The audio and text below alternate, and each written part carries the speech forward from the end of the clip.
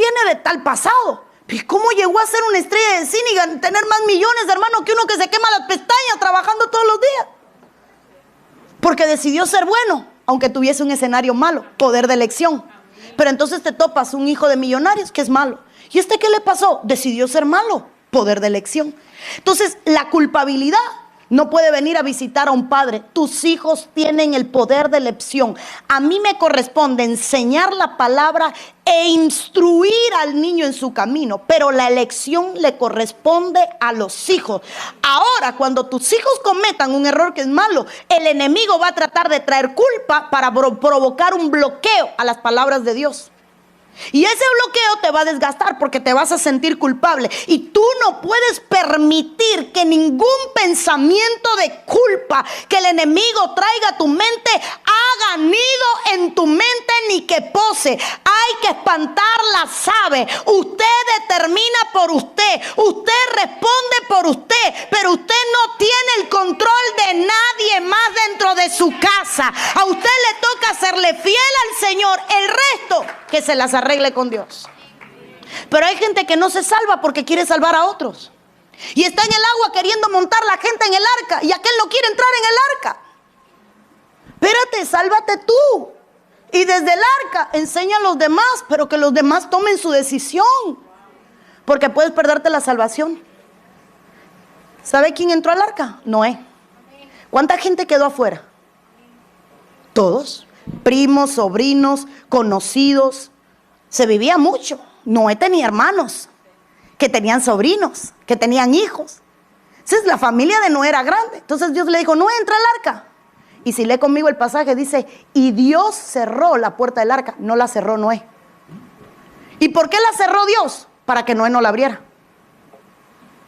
Porque los que estaban afuera, hermano, no me imagino que cuando el diluvio empezó y los demás tocaban la puerta y arañaban pidiendo auxilio, no estaba tranquilo. Porque el que primero le tocó la puerta quizás era el que más cercano vivía a él. Y el que más cercano vivía a él era porque quizás era el que más lo conocía. Y qué duro no poder abrirle al que está afuera y te está pidiendo socorro y tú lo conoces. Entonces Dios le cerró la puerta. Tanto fue el trauma que se embriagó en la primera cosecha. Porque lo leemos, se metió alcohólico. No, hermano, no sabemos lo que pasó, pero cuando yo leí y Dios cerró la puerta del arca, dije, esto es porque ni pestillo le puso para que ni Noé la abriera. Entonces hay gente que no se salva por querer salvar a otro. No voy al culto porque quiero salvar mi familia y mi matrimonio. No, tú tienes que tomar una decisión. No, yo no voy a la iglesia porque mi hijo de 18 no quiere ir a la iglesia. Si no quieres ir, te las arreglas con Dios. Y si vives bajo mi techo, lo siento, mando yo. Móntese en el carro. Mamá, aguanta la lloradera. Papá, no me importa, cállate y móntate. Vives bajo mi techo. Pero hermano, no puede dejar de salvarse por salvar a otros. Sálvese usted. Porque la salvación empieza por usted. Pastora, ¿por qué dice eso? Porque la promesa en la Biblia es yo y después mi casa serviremos al Señor. Yo y después mi casa. Pero yo necesito estar dentro del arca y estar seguro. Del resto se encarga el Señor. Amén. Es que la culpa nunca te ataque porque es progresiva e invasiva. Cuando la mente está bajo mucho ataque, llega un momento en que se confunden las voces que le hablan. Hay gente que está bajo el ataque del enemigo y no sabe quién le está hablando. Si es Dios, el Espíritu Santo, el enemigo o si son demonios. Nos fuimos a comer a un restaurante con un pastor hace poco tiempo en California y estábamos en la mesa y el pastor nos dice a mí, a mi esposo, quiero contarles un testimonio. Ustedes vinieron, Dios me dio una visión, usted me dio una palabra. Usted no sabía mi sueño, la palabra que usted me dio era la palabra que había en mi sueño. Usted me devolvió algo que yo había perdido muchos años y él me empieza a contar su testimonio.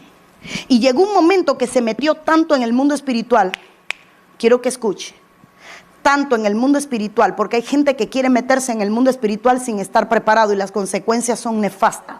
Eso es como que te digan, baja 200 metros bajo el agua y usted nunca se ha puesto un tanque de oxígeno y usted nunca ha buceado. No puede. No va a manejar el oxígeno, no va a bajar la presión, se le van a explotar los oídos, no va a saber mandar al corazón a reducir los latidos, lo que puede hacer no solo que la presión suba, sino que también infarte. Entonces, mandarlo a sumergirse cuando su cuerpo, su mente no está equipado ni preparado, eso no se sabe manejar. Entonces él me dijo, me metí en aguas profundas espirituales, porque escuchaba a tal predicador y me desató un hambre. Y me empecé a meter en un mundo espiritual profundo. Y empecé a confundir las voces. Y llegó un momento donde me hablaban los demonios y yo creía que era el Espíritu Santo. Y terminé blasfemando. Y terminé pecando. Y terminé corrompido y perdí la iglesia. Lo perdí todo. Todo. Nosotros decimos, wow, pero cuánta gente viene con sueños que supuestamente le da Dios y cuando uno lo escucha dice, ese no es el Dios que yo conozco. Cuánta gente viene y dice, Dios me dio una palabra, y cuando usted oye la palabra dice, Dios no es un Dios de confusión. Cuando el enemigo empieza a atacar, una de las cosas que pasa cuando hay desgaste es que se pierde el discernimiento para aprender qué voz te está hablando. Entonces, el estado de tu alma produce voces.